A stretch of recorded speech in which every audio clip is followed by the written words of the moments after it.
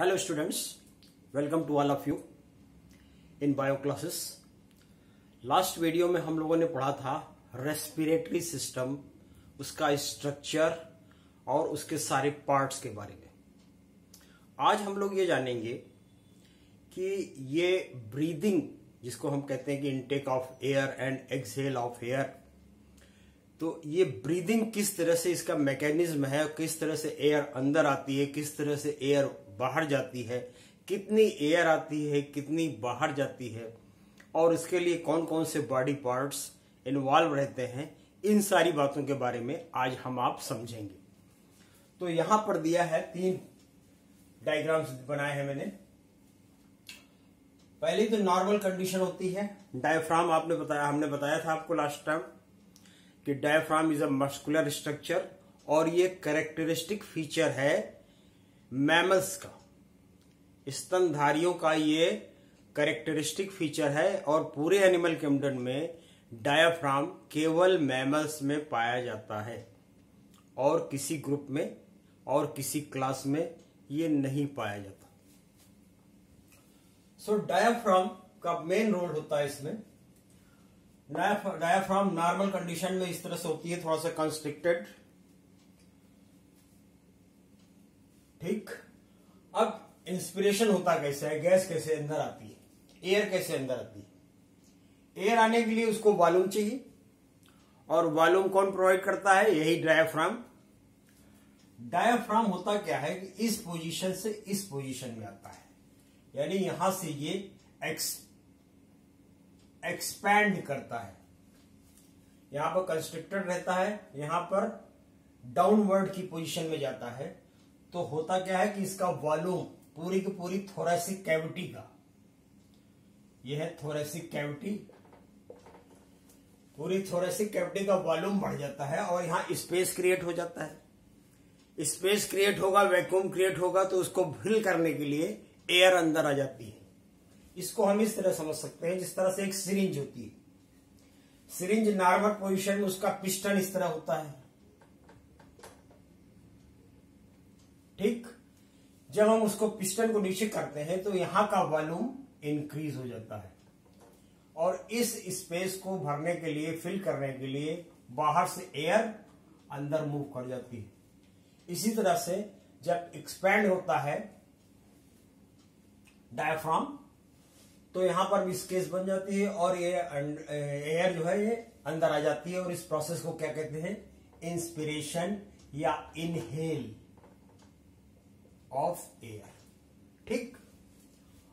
अब इसी का उल्टा होता है, फिर अगेन जो है वॉल्यूम घट गया सिरिंज का, यहां पर फिर से डायग्राम कंस्ट्रिक्ट हो गया और अपने नॉर्मल पोजीशन में चला गया। होता क्या है कि वॉल्यूम घट गया, वॉल्यूम डिक्रीज हो गया, और डिक्रीज होने पे क्या होगा? प्रेशर पड़ा और ये एयर बाहर हो जाती है, और इस प्रोसेस को क्या कहते हैं? एक्सपिरेशन या एक्सहेल। अब इस दौरान during breathing what is the situation of, what is the position of rib cage, क्योंकि रिब केज के अंदर ही है आपका लंग्स है, और रिब केज जब तक थोड़ा फैलेगा नहीं तो लंग्स फैलेगा कैसे? तो रिब केज भी नॉर्मल कंडीशन में ऐसे होता है, यानी कंस्ट्रिक्टेड होता है। बट ड्यूरिंग इंस्पिरेशन जब डायफ्राम नीचे जाता है तो ये भी एक्सपैंड होता है, और आपका जो सीना है वो भी थोड़ा सा एक्सपैंड होता है, और उससे क्या होता है कि वॉल्यूम बढ़ जाता है, यानी ये हेल्प करता है वॉल्यूम को इंक्रीज करने के लिए। वॉल्यूम इंक्रीज में रिब केज का भी बहुत बड़ा हाथ है, ठीक। वापस फिर कंडीशन उसी तरह आती है, रिब केज भी अपने नॉर्मल पोजीशन में चला जाता है, लंग्स भी अपने नॉर्मल कंडीशन में आ जाते हैं, वॉल्यूम भी कम हो जाता है ड्यूरिंग एक्सपिरेशन। तो इंस्पिरेशन के समय में ये एक्सपैंड करता है, वॉल्यूम बढ़ता है, और एक्सपिरेशन के समय में नॉर्मल कंडीशन आ जाती है, और यही पोजीशन चलती रहती है आपके ब्रीदिंग के लिए। अब ब्रीदिंग में पर मिनट होता कितना है? नॉर्मल ह्यूमन बीइंग में 12 to 16 ब्रीथ पर मिनट। ये प्रोसेस 12 से 16 बार 12 to 16 times per minute take place होती है हर ह्यूमन बीइंग में। ठीक, तो इसको कहते हैं ब्रीदिंग। ब्रीदिंग यानी इनटेक ऑफ एयर और आउट एक्सहेल ऑफ एयर, ये हुआ ब्रीदिंग।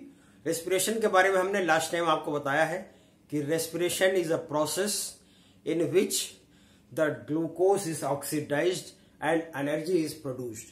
सो ब्रीदिंग और रेस्पिरेशन में डिफरेंस है। ब्रीदिंग एक मैकेनिकल प्रोसेस है, जबकि रेस्पिरेशन एक बायोकेमिकल प्रोसेस है। उसमें जो है ग्लूकोज की कैटाबॉलिज्म होती है और एनर्जी रिलीज होती है। ठीक, अब हम आप देखेंगे कि एक बार में कितना लंग की कैपेसिटी होती है।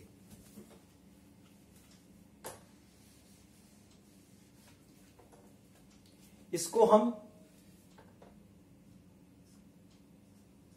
TERI कहते हैं, TERI. What is TERI? T for tidal volume.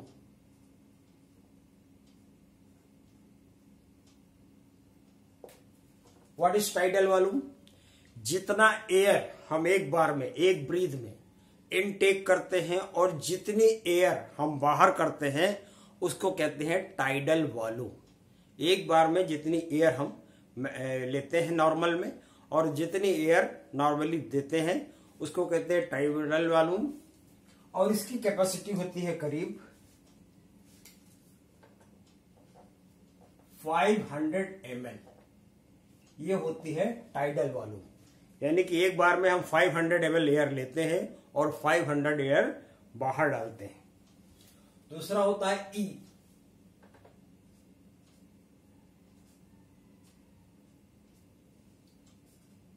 Expiratory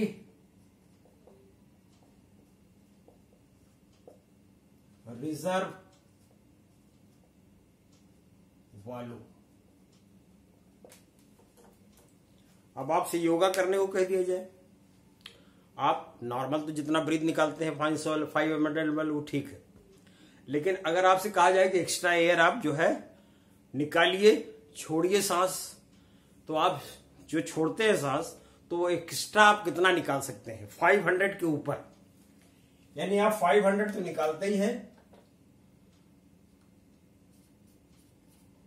plus कितना निकाल सकते हैं? तो प्लस आप मैक्सिमम 1100 ml निकाल सकते हैं। यानी ये हो गया 500 प्लस 1100, यानी कि ये हो जाएगा टोटल 1600 ml। ये मैक्सिमम एयर आप निकाल सकते हैं। योगा के समय अगर कोई कहे कि आप सांस छोड़िए, तो सांस छोड़ने में जो मैक्सिमम आप सांस छोड़ सकते हैं और कितनी एयर निकाल सकते हैं? 1600 ml। अब तीसरा आता है R. R stands for reserve volume.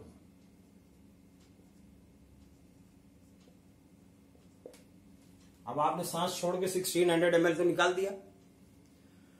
Reserve volume क्या होता है?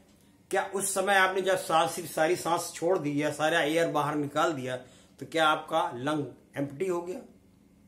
नहीं, ऐसा नहीं होता। उसके बावजूद भी उसके अंदर एयर रहती है, जो कि ब्रोंकियल ट्री में फैली होती है, एल्वियोलाई में प्रेजेंट होती है। वो एयर बाहर नहीं आती। और उसकी कैपेसिटी कितनी होती है, उसका वॉल्यूम कितना होता है?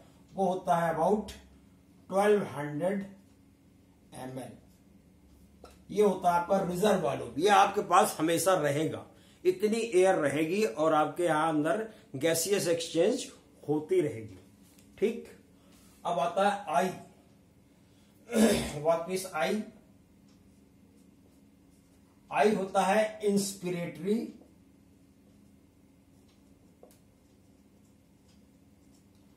Reserve volume. अब ये क्या है? अभी तक तो आपने मैक्सिमम सांस छोड़ा था, अब मैक्सिमम सांस आप कितना ले सकते हैं? 500 तो आप नॉर्मल लेते ही हैं, 500 के अलावा कितना ले सकते हैं? तो वो होता है 500 तो आपका हो गया जो नॉर्मल टाइडल वॉल्यूम है, प्लस आप 2500 से 3000 यानी 2500 से 3000 ml एक बार में इनटेक कर सकते हैं। यानी टोटल कितना हो गया ये 3000 ml। 3000 और कभी कभी ये 3500 भी हो सकता है, क्योंकि 2500 से 3000 होता है। अगर 3000 है तो 3000 में 500 आप ऐड कर देंगे तो 3500 ml आप मैक्सिमम एयर इनटेक कर सकते हैं।